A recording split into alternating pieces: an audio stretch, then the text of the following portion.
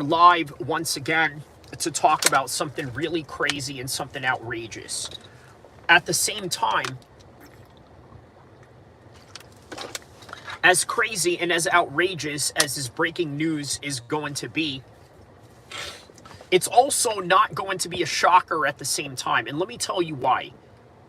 Jake Paul has a propensity for taking on idiotic fights, at least in the opinion of the so-called smart boxing aficionados. The reality of Jake Paul is that he is playing into the rightful trajectory of his own doing. And what exactly do I mean by that? What I'm trying to say is that Jake Paul has always been taking crazy fights. Fights that were outrageous, sometimes fights that were a mismatch. Now, who would have ever imagined in his pro debut, I don't think it was his pro debut, his second pro fight, which was Nate Robinson, that we would have imagined that he would have knocked him out? In my opinion, I would have thought so. He was a lot bigger than Nate Robinson. Nate Robinson was way over his head. On top of that, he did not have the proper preparation the way Jake Paul did, in the likes of him training with Sugar Shane Mosley. Who else was the other guy? Shannon Briggs. And then the other new coaches that he is training with right now from the camp of Jalen Love, which, by the way, they're very technically proficient in the way that they teach boxing to their students, and Jake Paul included. Right? So what does that tell you about Jake Paul in a nutshell? I'm going to tell you exactly what that means for Jake Paul. All that means is that he is a guy who is both very serious and also clownish at the same time. I need you to understand that. Hit the like button, hit the subscribe button, and also hit the comment section down below. Let me know what part of the world you are from, and tell me if you understand when I tell you that Jake Paul is a serious guy, but also a clown at the same time. And I don't think that goes without saying. I don't think that's anything groundbreaking, is it? To say that Jake Paul is a clown would not be mistaken by anybody in terms of their instant reactionary thoughts if you were to ask them on the spot. For example, let's say you were asked them on the spot, hey, you think Jake Paul is an asshole? I think by muscle memory alone, anybody who is somewhat in tune with pop culture is going to say, you know what? Yeah, that's correct. He is one. But if you were to say also to smart boxing aficionados, hey, Jake Paul is a serious boxer. He doesn't have to be the best guy in the world, but he is a serious boxer. What was the evidence that I gave you that he is a serious boxer? Okay, so he took on Tommy Fury. He lost. Is that really indicative of anything other than the fact that he went rounds with another pro? A pro that he also knocked down as well, of which Tommy Fury cannot deny, into which he had to give him his proper respect afterwards. Right? So Tommy Fury can talk all of this, yeah, I am a real boxer. I am what's considered a real boxer. The reality is there is no such thing as what is a real boxer. You guys remember X4? When I mentioned him about how he wanted to fight Anthony Dumas? Remember?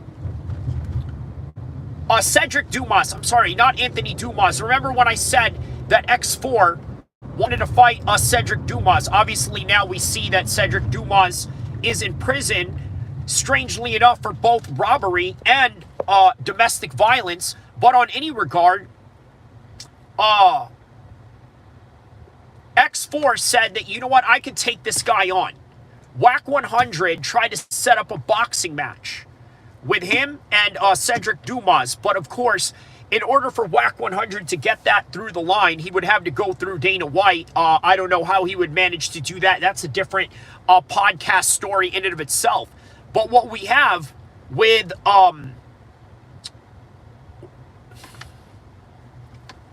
what we have going on here is a very serious guy in Jake Paul. Sorry, I lost my train of thought on that for a second. Sorry, just trying to concentrate while driving at the same time. Okay, but what I'm saying is that Jake Paul is seriously a serious boxer, right? If you were to ask anybody why is he a serious boxer, the main topic at hand would be that the guy knows how to go with the right people in terms of teaching him his technicalities. Marty Miller says, do you think Jake Paul versus Tyson was legit? I think that Jake Paul carried him in that fight. Like, he had no choice but to carry him in that fight, Marty Miller. The reason why he had to carry him in that fight was because there was a point where he felt sorry for him. He started feeling sorry for him. It's like, wow, I can beat this dude up. Of course, he's 58 years old and Jake Paul is in the physical prime of his life. So naturally, he was going to do that. It was legit. It was legit in terms of being a sparring session. And that's what you got out of it. What you're getting out of the Tank Davis versus Jake Paul fight right now is nothing more than... It's nothing more than just an exhibition and two guys sparring each other, right? Now, if this was a professional fight, I would say, what are you doing, Tank Davis? What are you doing? But the fact that they're doing this as an exhibition, well, that is the reason why it's all of this is legit, as well as legit as a sparring session with your boys in the gym. Right? Because that's what I would have told Tank if he was really doing a professional fight. I would tell him, dude, just go spar the guy. You want to test yourself against somebody who's a 195er or a 205er or maybe even a 220s type of guy? Like, you really want to test all that? Just go spar him and do it behind closed doors. This is the next best thing. Marty Miller says, I agree with that. I also felt like Tyson pulled some punches in the beginning. I don't think it was Tyson that was pulling the punches. I think Tyson is just old. There's just really no way to it. Look, you also got to understand, right? Everyone is old in a different way. Look, I tell you what, I'm 40, and a lot of people would not believe that I'm 40, right? At least in the gym, because the physicality that I put on is that of literally somebody who is in their 20s and 30s. And how was I able to do that? I mean, it's not about what you do. When people ask you, hey, how do you stay in shape, or how do you become like this or this and that? Sometimes it's not about what you do, it's about what you don't do. So what I don't do, I don't smoke, I don't drink, I don't do drugs. That helps. I try to get as much sleep as I can. But anybody that knows that are parents, if you're a parent and you understand that, hey, you know what? It's a little bit harder to sleep, but when you can, you can. So I try to get sleep. That's the other part of it. It's really just about what you don't do. Don't drink alcohol, don't do drugs, and I think that will have some health benefits in the long run. It is oftentimes that, guys get old when they really start deteriorating their bodies. So what I'm saying is that Mike Tyson did not really live all of his best life after his career. The man gained weight. He did not look like the Mike Tyson that we knew. So for a period of his life, maybe let's say about a good 10 years, maybe even 15 years, right? He was just living a life of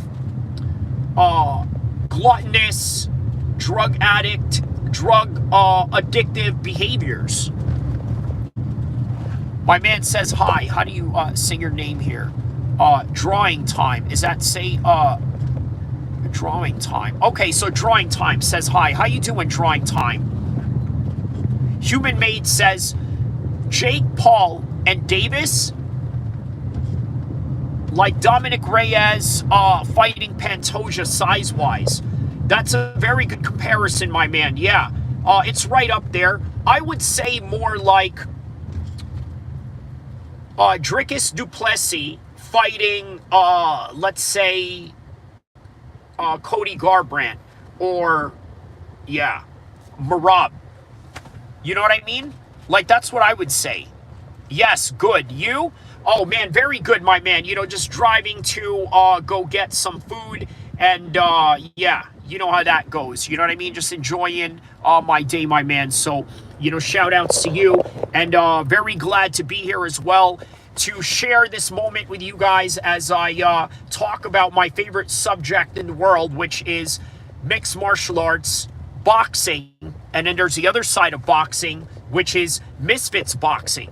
So the other day, I talked about Darren Till.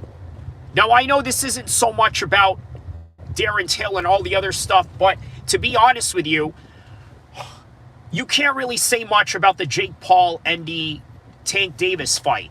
What I will say is that a lot of people are going to speculate the dumbest things. For example, they're going to say, well, Tank Davis is a skilled fighter. He's way more skilled than Jake Paul. Tank Davis is a real boxer, whatever that means. I mean, really, whatever that means. Because I'm going to be honest with you guys. You guys are not going to like to hear this, but Jake Paul can win a cruiserweight title. He can win a cruiserweight title. I'm not kidding. But it just depends who the cruiserweight is. Now, against Jai Apataya, I don't know if I would go that far.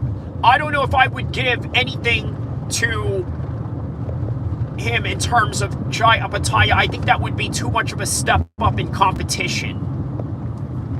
Yeah, I think that would be too much. That would be way too much, in my opinion.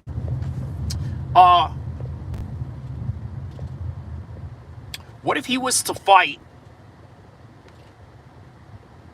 No, he wouldn't do too good against Bivol, at least not right now. Against Arthur Beterbiev, he wouldn't do too good as well. He would have to probably wait until Arthur Beterbiev was a little bit older, right? Okay, so here's a scenario where I could possibly see Jake Paul winning a world title. Okay, so obviously right now, Arthur Beterbiev is not the champion, right? He's been dethroned by Bivol. So let's say they fight again, and it is now Arthur Beterbiev who is the champion once again, right? So what do? He's now the champion. At that time, he will be 42 years old, and this is the reason why I'm using Arthur Beterbiev in this hypothetical example. So he'll be 42 by then. And let's say he sits out for a while after that fight. He'll get even older, but he'll still remain the world champion. He will still hold championship status actively. Then Jake Paul comes in there, and he fights him at 42, a little bit older, a little bit slower, and then gets the title based on the fact that Jake was a little bit faster and also more active. Because here's another thing you got to remember. The more active you are, the more sharper that you get. You look at Conor McGregor in 2016. That was a product of him continuously having fight after fight after fight from 2014, 15, and then on to 16 in the two Nate Diaz series, where he learned a lot from those two series.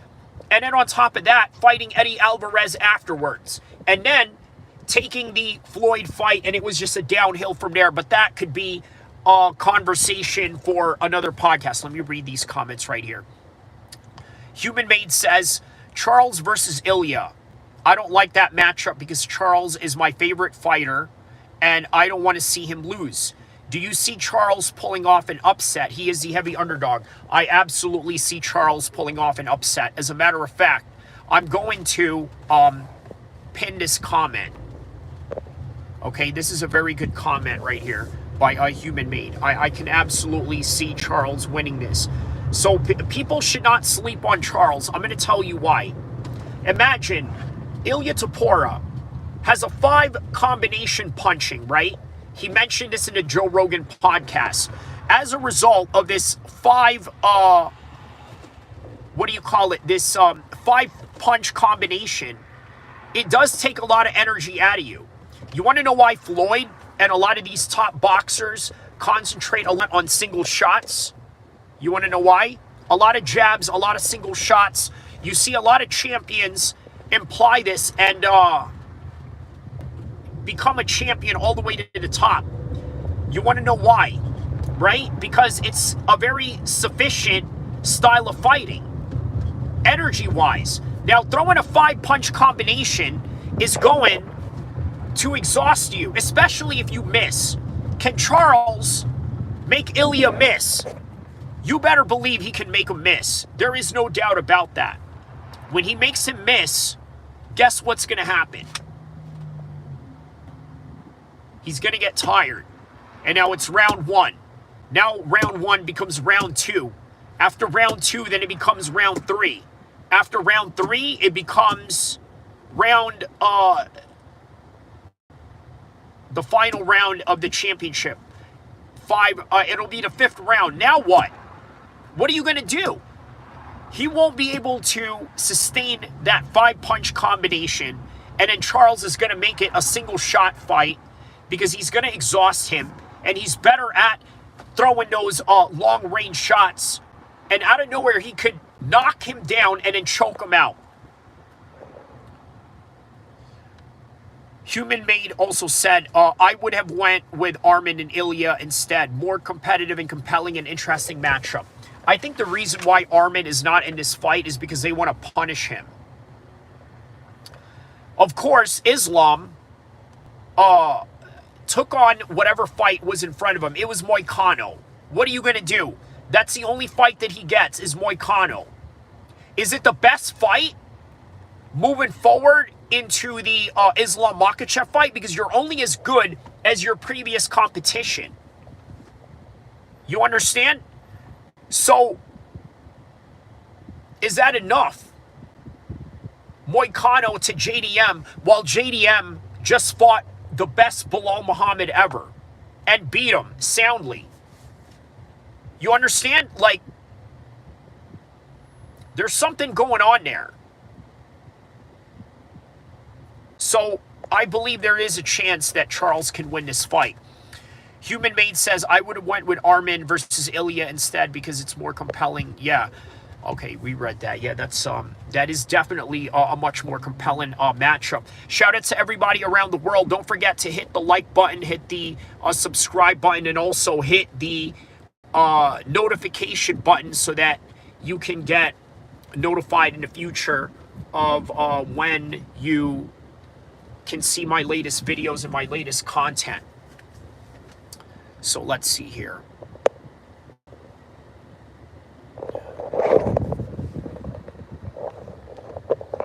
Okay, oh yeah, I wanted to talk about Darren Till. I am so hyped for Khamzat and the DDP fight.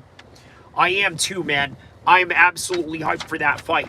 Look, the more that this fight draws closer, I mean, it's not really that close. We're not even in the summertime yet, right? So who am I to really say that it's close? It's damn near not close. But on any event,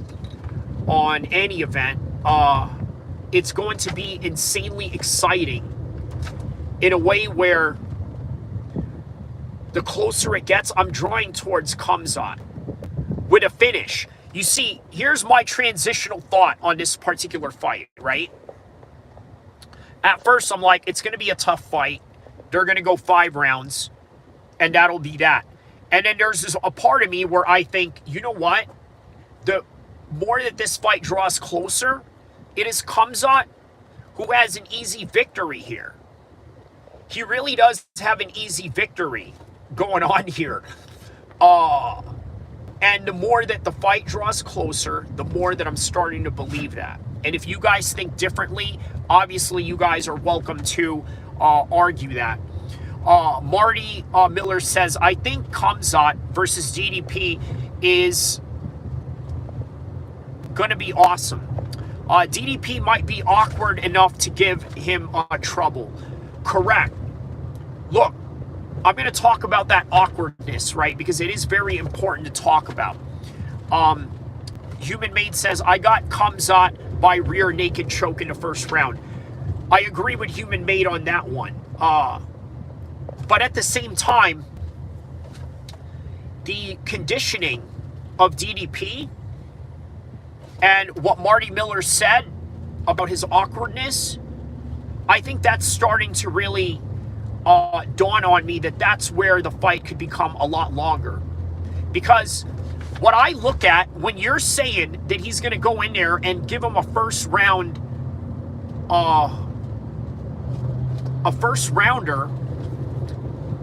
I could see that because he did that to Robert Whittaker. And the caliber of fighter that Robert Whittaker is, man, that's not easy to do. That is not easy to do, but he was able to do it. So you got to think, can he do that? I'm going to tell you what doesn't make me think that, and why I agree with Miller to a certain degree, and also why I agree with my original pick of method before, right? Why I say that it's going to be a longer fight, because the stamina. Let's talk about the stamina. We got to talk environmental factors. The environmental factor of DDP is as such that he lives in a high elevation in South Africa. This is only going to be beneficial for his cardio. The other aspect of this is DDP in a situation where he constantly trains in heat. I do this type of training, and let me tell you guys, I often get in trouble for doing this kind of training in the gym. I get in the gym, I'm in the sauna, I start shadow boxing, and I freak people the F out. They get so scared because I'm trying to really do it. Like, you know, some guys, when they shadow box, they just shadow box for the sake of moving around, trying to look like they're busy. No, you really got to get busy when you are training. Like, if you are throwing a punch, you got to act like Khamzat Chimaev is in front of you. You got to act like John Jones is in front of you. You got to act like Anthony Joshua is in front of you. That's how you got to get the punch going. And you know what? When I do that in the gym and in the sauna, it scares the living heck out of people. And when it does, all right, you know, I get in trouble for it sometimes, but at the same time, they really can't do anything because I'm not harming anyone. But it does get noted down, so I don't know. You know, I just try to be diplomatic about it now. You know, I just look around in the room and try to read the room like, all right, does this guy look like he's going to freak out? You know, does this guy right here in the left, you know, sweating his fat ass out, you know, with his McDonald's metabolism going to snitch on me because he thinks that, oh, you know, this guy is wilding out? You know what I mean? Like, you never know. But, oh, okay, let me read some comments here. But yeah, no, okay, before I get to the comments with DDP, okay, training in the heat, it does a lot of benefactories to your VO2 max levels. And as such, this is the reason why DDP is unbelievably, insanely good in terms of his cardio, but also insanely bad in his form and the way that he throws punches. In other words, the way that he can fight you is that he can fight you within the max level of exhaustion, which is why his techniques look horrible when he attacks you, because he is doing it in a way that is exerting so much energy that he knows you can't keep up with it. So that's why he swings a lot. It looks weird, but it works. So that's why he throws you or off balances you in certain directions, because of the fact that he has the stamina and the insane output to be able to do that. But being able to do that has a cost-effective effects to the whole entire sequence, which is what? You're going to look tired, worn out, and your form is going to look bad. Because you can look good throwing straight shots or good technique in the very beginning of the round, but who knows how you will be when you get tired, depending on what is your form of, you know, tolerance. So let me see here. I'll be right back. I need to pick up something real quick. Stay tuned. I will be back in less than 1 minute.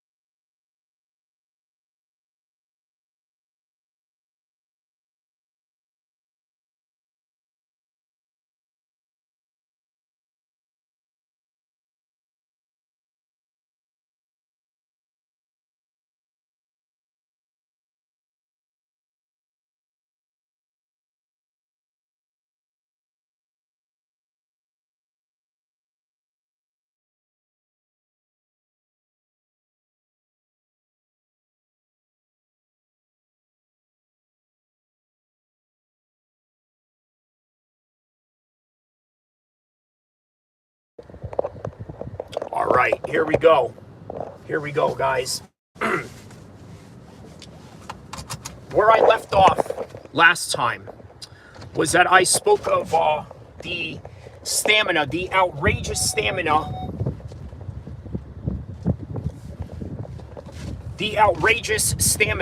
of Dricus du Plessis. Okay? It comes from, once again, let me recap what I had just said earlier. Okay? Dricus lives in high elevation, right? That similar of the Dagestanis and those that live in Colorado and maybe even New Mexico, where John Jones and Holly Holmes trains at. By the way, shout out to Holly Holmes, recently signed with MVP, set to fight Vega, an undefeated fighter on her way back to boxing. Very interesting stuff nonetheless. So, okay, here we go. The next upcoming topic at hand is, what is this? Is the other side of that, Khamzat Chimaev. So as a result of Khamzat Chimaev also having a high stamina, okay, that alone, I think, is going to lead this fight in a situation where both of these men are going to be left exhausted. And not only exhausted, but also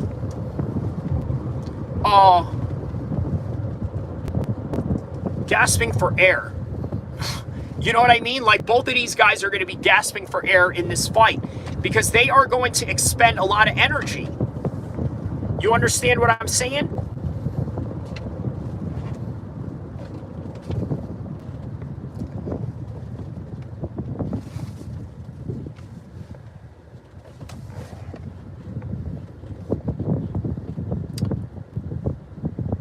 Yeah, I just saw somebody I knew just waving and saying what's up. But on any regard, yeah, man, Khamzat is going to be a problem for Dricus du Plessis. It's more so of his early round explosion. You guys understand what I mean by that? By the early round explosion? Oh, what happened here? Hold on. Why is one side darker than the other? Okay. Okay, let me read some comments here. Okay.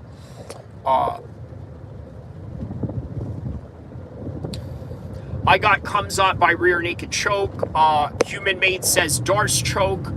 Human Made says also he did that to Kevin Holland too. Kevin Holland is not an easy fight, and ragdoll him. He didn't take a single strike from that fight. Yeah, man, that's what's crazy about that. Kevin Holland landed 0 strikes. Whitaker 0 strikes. Marty Miller laughs. And Fortnite says, oh, Fortnite Battle Pass. Okay, I don't know what you mean by that or what's that reference to. But yeah, shout outs to Chadius Gaming on that one. So, okay. Hold on a second here. All right, so, okay, I'm going to explain right now why Jake Paul and Tank Davis is an exhibition fight. You need to understand the reasons and the implications behind this. Marty Miller says, I was laughing to people scared of you shadow boxing in the sauna. Well, I don't know if they're scared of me or they're just trying to play or hate, or I don't know, man. You know, it's hard to tell. I mean, obviously there's a little bit of hate, maybe there's jealousy, you know, who knows, man. There's a wide various things. You just never know and understand the human mind or the single individual human mind, their experience and what makes them tick and why they do what they do. Now, look, you, on the other hand, you would look at this as very strange. If you saw somebody in the sauna shadow boxing, I don't think Marty Miller would necessarily be freaked out by it, because obviously if you're on my page, that means that you are an MMA fan. So as such, you're going to be a little bit more desensitized and understand why somebody would be shadow boxing. But when you're around a bunch of simpletons that don't understand value of a hard workout, or they somehow view a hard workout as some sort of, like, I don't know, threatening thing, then I don't know, man. That's just a difference of cultural tolerance. You see what I'm saying? Like, that's the thing. It's very important to understand there is an aspect of cultural tolerance and intolerance when it comes to certain, ways of doing things, right? For example, if you were to go to the hood, I think it would be a little bit more, it would make a lot more sense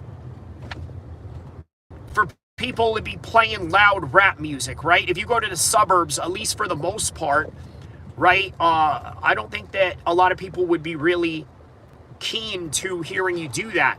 Also, that same thing with country music. I don't think everybody is really all that keen to country music, right? You know, you're not going to like it if it was played in a place where they're into EDM or something like that. Excuse me.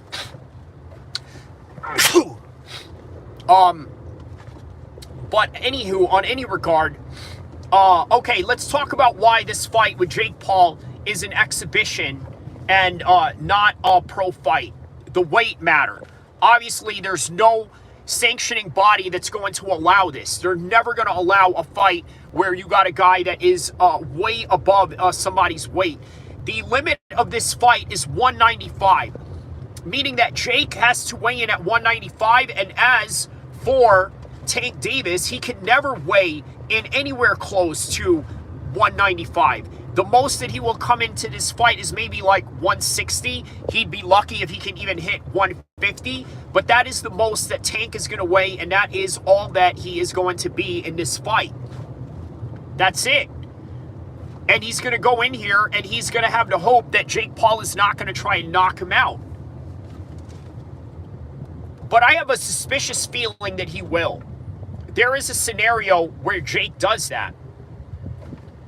And you're going to think that a lot of people are going to be cursing Tank Davis for this because, you know what, you sacrificed yourself for a bag. And that's really what it is. This is all nothing more than just a bag. That's all. That's it. That's all it is. It's just a bag. Remember that. It's a bag for Tank Davis, and it's a bag for Jake Paul. That's all it is. But at what cost? Because now you can still have and remain undefeated even after you get knocked out here. But you know how it is. You think people let Devin Haney live with being undefeated? Because Devin Haney is undefeated. You know that, right? Oh, but you're talking about the Ryan Garcia fight. Oh, I know. But he's undefeated. Ryan Garcia is undefeated. I'm sorry, not Ryan Garcia. Devin Haney is undefeated because of Ryan Garcia, even though Ryan Garcia is the reason, and he is the because of why he should not be undefeated. But for those that know, they know. But yeah, that's really what you're going to see out of this fight if Tank Davis gets knocked out. And I'm guessing that he will. You want to know why I think Tank Davis is going to get knocked out? Because even though it's an exhibition, and Jake Paul is told to go easy, guess who's going to pop off at the lip? Tank Davis is going to be, oh man, you know what? Jake, you whack, bro. You ain't no real boxer, Jake. Blah, blah, blah, this and that. F you, Jake. You a F word, Jake. Right? And then next thing you know, Jake is like, all right, well, we'll see about that. And he gets mad enough, he'll knock him out. Or maybe he pisses Jake off so much to the point where Jake just decides, I don't know, to swing in a very unorthodox, in a very undisciplined manner to where he ends up getting knocked out himself. You know what I'm saying? Like getting hit with a counter of some sort. There is a world where that happens. Remember that. There's a world where that happens. So now, what else do we got in this particular scenario here? Okay, there's also going to be a lot of people who are actually going to believe that Tank Davis has a chance. And look, I understand that I have to entertain the idea that he has a chance, right? And he very well can, and he very well will have a chance. But in reality, look, guys, there is a weight class for a reason. There is a reason why they are not allowing this to be a sanctioned fight. If Jake Paul was a smaller guy, maybe even just a little bit tad smaller, maybe at like, let's say if he was just 160, right, and he can go down to 147, maybe even to 140s at his lowest, they wouldn't make that fight happen. That's not the body type of Jake. Jake is right now a legitimate cruiserweight. So they can't do it. So the commission won't sign off on it. It's entertaining and lucrative enough because of the name. And then on top of it, you're going to have a lot of fools out there who are just going to blindly believe that Gervonta Davis is going to win this. And then also, let me add in a little spice to this fight, right? Which I think is a real thing, okay? And not only that, I think it's one of these underlying issues that makes the fight even more interesting. You're not going to believe what it is. You know what it is? The aspect of race. You understand? There's an aspect of race that exists in this fight. And you know that people are going to fall for it. You know what I'm talking about. The people that watch TMZ, the people that watch World Star, the people that watch BET, all of that. I'm telling you, they're going to fall for it. And you guys know that. You guys know that they're going to be like, you know what? This is what's going to happen. He's going to knock him out. And why is it that they would believe such thing? Because there's, once again, the aspect of tribalism that plays into this fight, as it always does. And you know they're going to do it. That is also the reason why Jake is taking this fight. Make no mistake about it. Jake, even though Jake is one of those guys that is always invited to the black barbecue party by, friends of, other, being that guy that is accepted by black folks, right? That's Jake in a nutshell, right? Even though he is that guy, in reality, he knows how to play up the whole entire race card issue in this particular matter. You know, he knows how to play up that issue. I'm telling you, he absolutely knows how to play up that issue. And you want to know why he knows how to play up that issue? Because he knows what sells, he knows what makes people tick, he knows what gets people going, and he knows how to provoke people. And rest assured, he is going to use all of that to his clear advantage of promotional malpractice or lack of.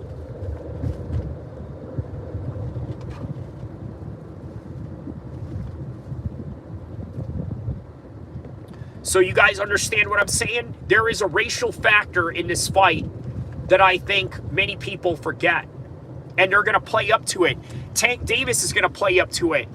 Shut up, you punk ass, WT boy. You know what I mean? He's going to say that.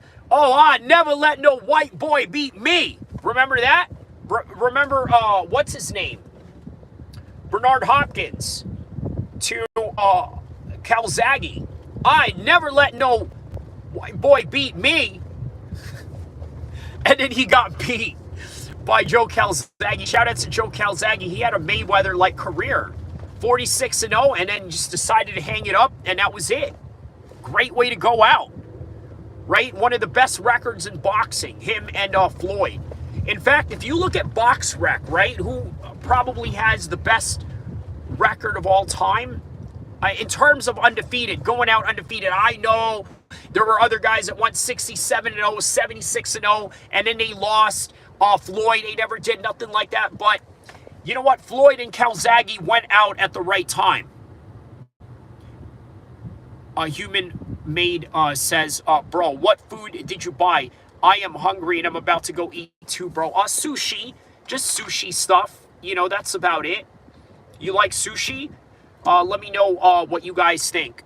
If you guys are into sushi or, whatever food that you guys are into. But on any event, I know that it was going to be an hour of a drive or so, so why not use that to my advantage, right? There's a lot of traffic that goes on in Sacramento, a lot of traffic that goes on in LA, goes on in the Bay, goes on in Fresno, all throughout the state, right? But right now, I'm in Sacramento right now, and as I'm driving around, yeah, there's a little bit of a decent traffic in the highway. So I got off. Now I'm in the downtown area to sort of cut a shortcut. But I figured it's good enough time to stream. You know what? I don't understand why some MMA streamers don't do that as often, right? You know what's crazy? I'm very private with my life, right? I don't let nobody know anything that I'm doing or what I'm about or what I got going on. I don't say nothing about anything. But at the same time, I also take you guys with me to go for car rides. You don't know exactly where I'm going. For all you know, I could just be driving around aimlessly with no particular direction other than just streaming. Or I could be out running errands.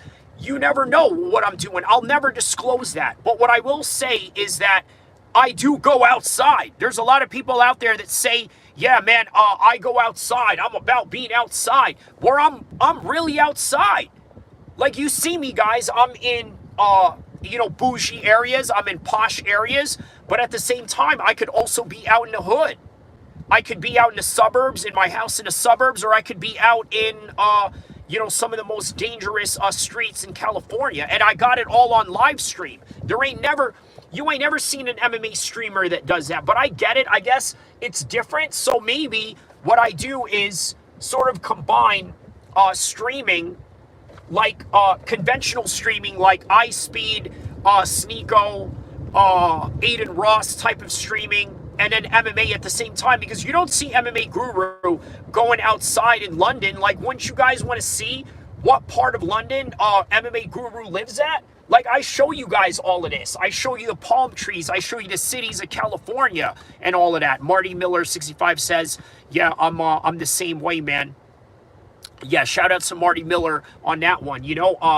Very private person, but obviously there is a level of privacy that you do give up a little bit when you are an MMA streamer. But at the same time, if you've fought before and you've been in the public eye already, honestly, right? Because people know that you've fought, they know where you're from, or how they can recognize you. So it's not like you were really living a life of covert ops in any kind of way, right? You weren't like CIA ghost or something like that,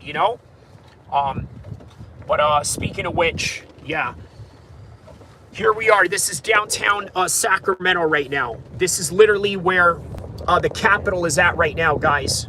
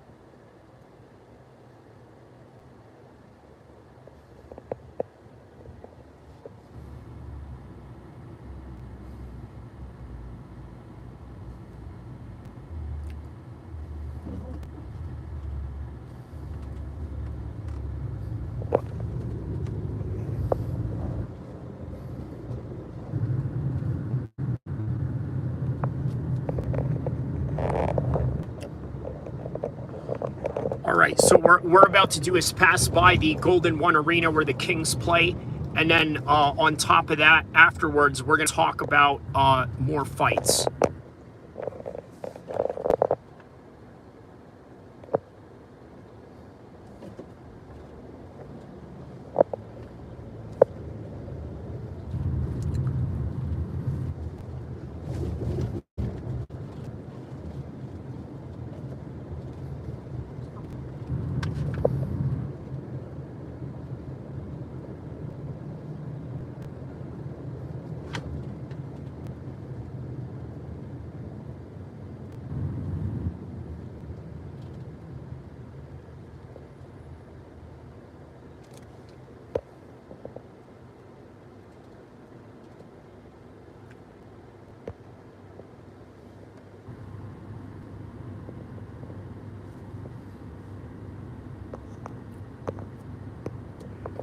All right, so back to the fights. Let me see what Marty Miller here said.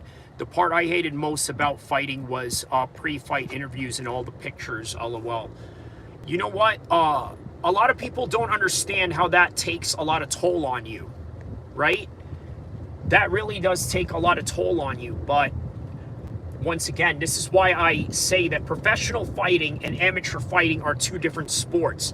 And you know who emphasizes this the best is John Kavanagh, none other than the coach of Conor McGregor. You know what he tells all the fighters that come into SBG Ireland, right?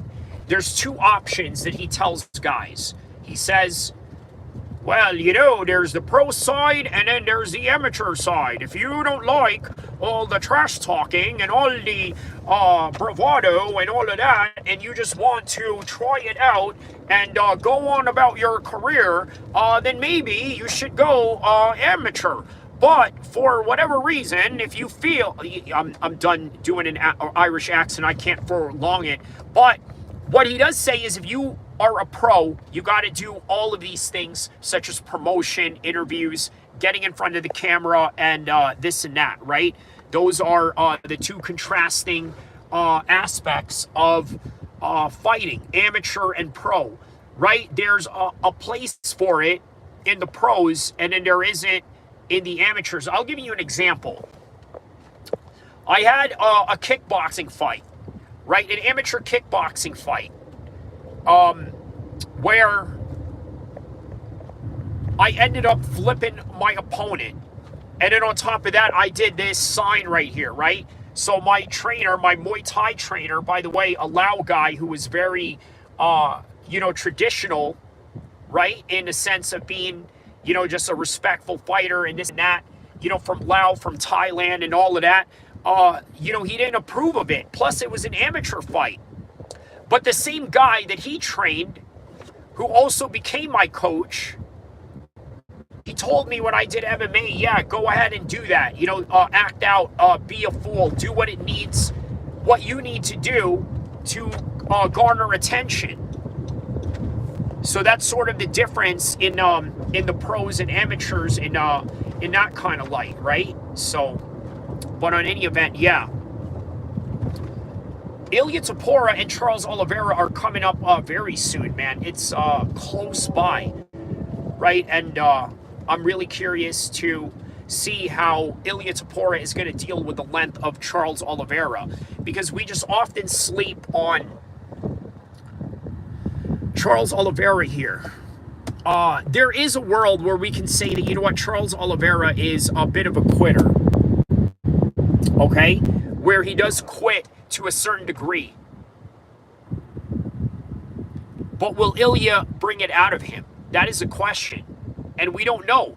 We don't know, but we sort of can predict and give some indications.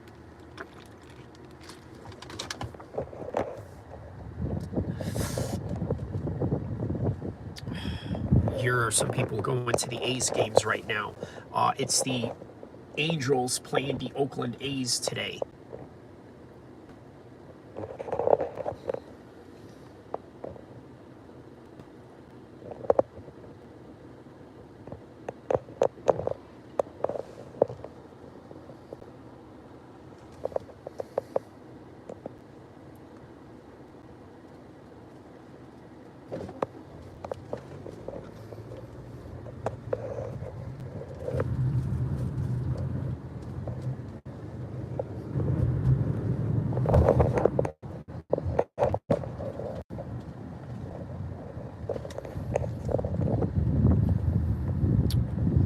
Yeah, man.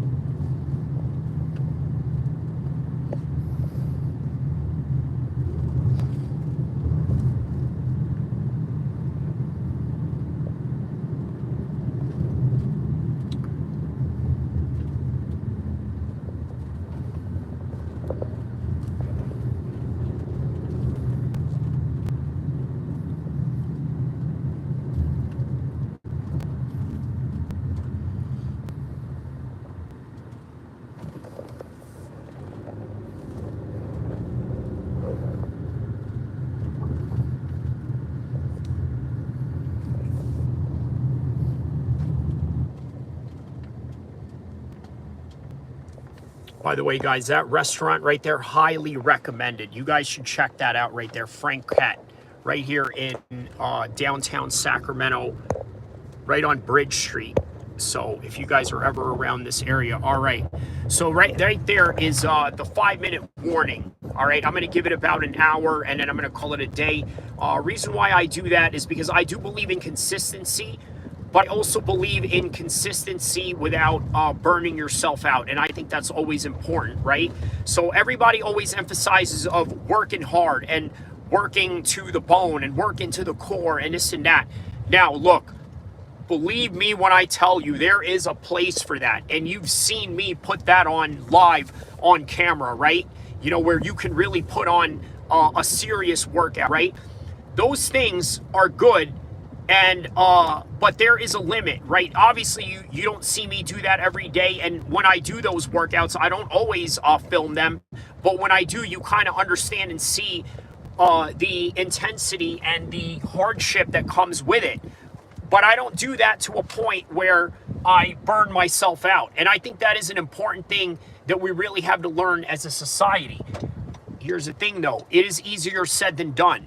The reason why that's easier said than done is because we live in a world right now where many people have to pay an enormous amounts of bills, inflation on the rise.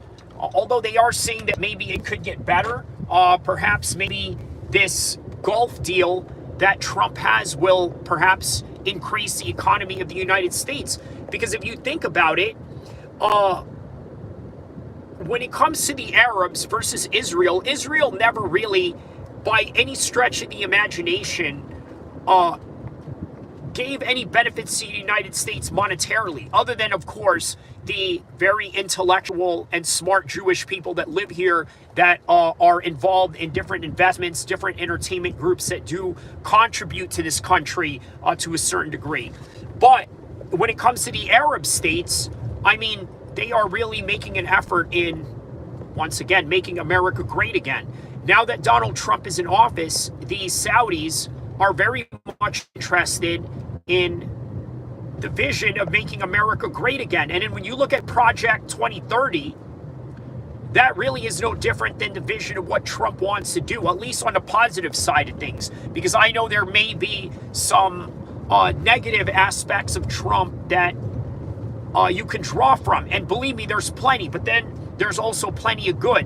But what I'm saying is, not to get off topic, and this is the freestyle round of the live stream anyway, so I guess we can do that. But a lot of people are not living very good right now. They're not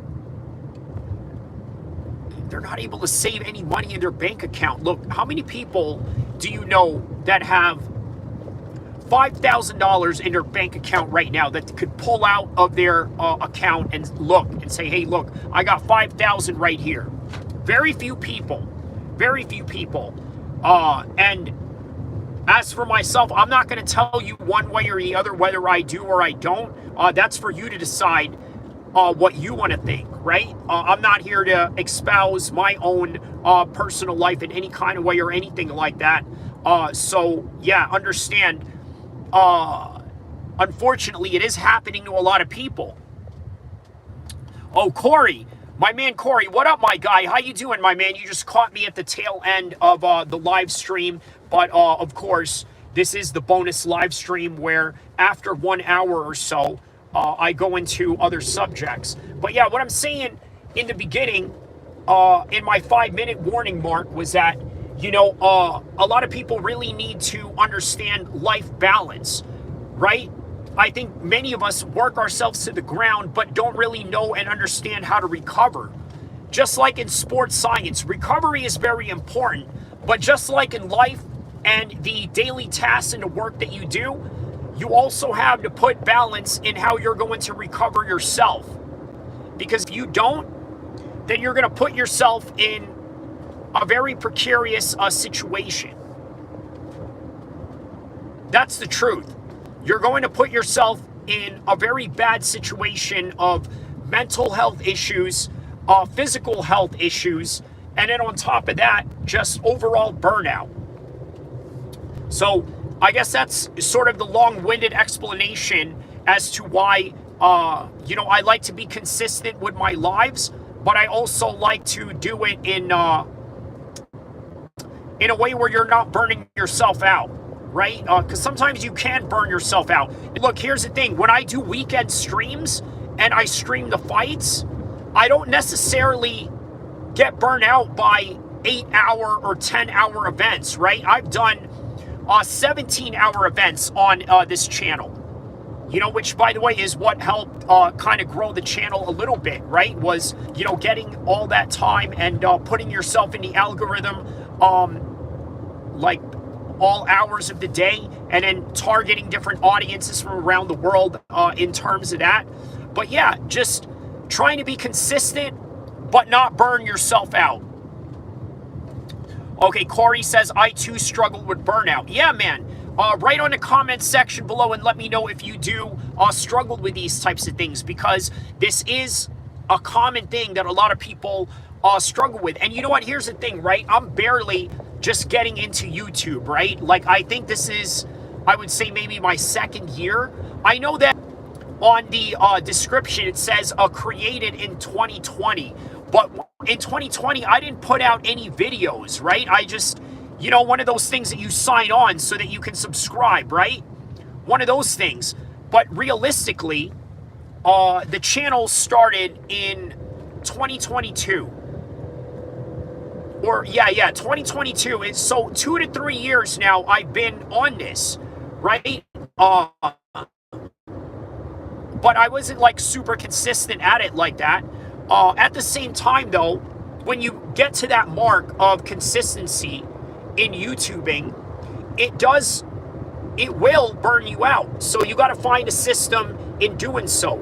Just like what I do with other situations I have with my life, working out, and training schedules, right? You got to learn how to balance that, and only you can figure that out. But man, there are people out there that have a hard time figuring it out. And if you're there and you're listening to this, yeah, I want you to know that I got your back. I don't know who you are. I don't know who you may be. I do have homies and people in my life that are like that. But I do, you know, the best that I can to help them. And if you're a stranger who's not in my real life close proximity, then what I say to that is I hope that this show can help you get through some tough times, right? If you are a truck driver, driving long hours of the day to deliver one place to another, I hope I can be there for you. If you work in a factory and you're allowed to put on some headphones while listening to some podcasts, I hope that I can be that podcast for you. When you are at work in your office and you're punching in numbers and you're in your cubicle or your own office space and you got your earphones on, I hope that I am the one that you're listening to get you through the day. And that's all that I can really do, is I hope that I can send good and positive vibes for everybody that is struggling out there and that is having a tough time. I hope that you guys get through it. And I know it sounds cheesy, but it's really the best thing that you can say to people. But for those that have a chance, I want to talk to you, right? The ones that really, the the ones that really have a chance. If you have a chance to change something in your life and you have the power to do so, meaning that you know you're in perfect health, you're in the right conditions, you're in the right space to do it. Like, for example, if your struggle is trying to get a promotion at a job, okay, well, good, you're already in the job, right? That's the first step. Well, now what about the promotion? Those are the guys that I'm talking to in this second right now, right? If you are in that environment and proximity to change something, do it, and do it before it's too late. So what do we have here with Marty Miller? He says, you definitely helped me get through the day, brother. Man, thank you so much, Marty Miller. That really means a lot to me.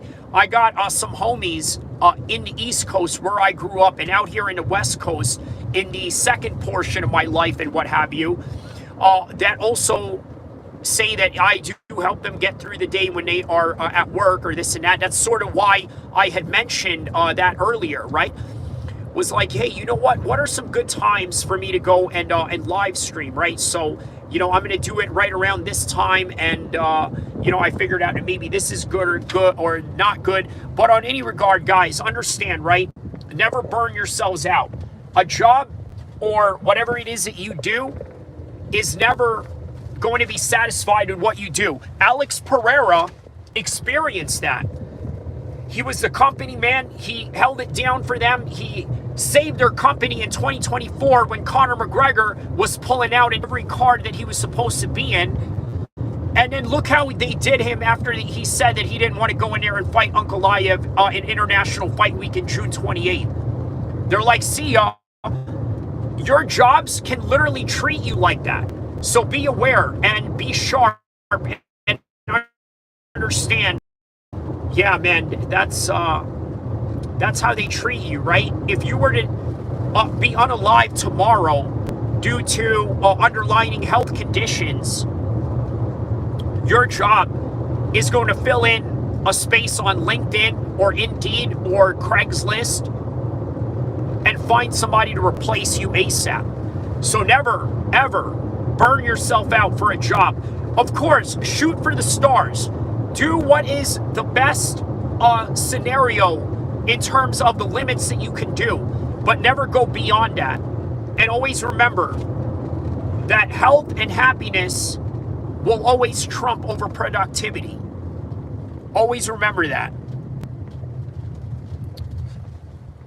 Fahadi says, stay safe, don't use the phone while driving. Says, I told him that too.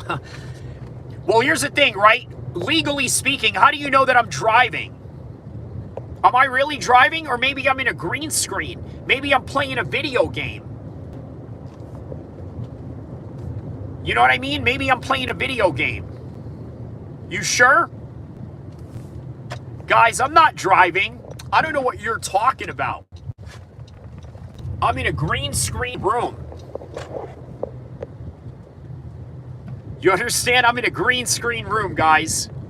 But on any event, that is all that I have for you guys right now. Do not forget to, I will see you in the next one. I know we got more people that are coming in right now, even though I'm about literally what I meant when I said that do not burn yourself out trying to grind, right?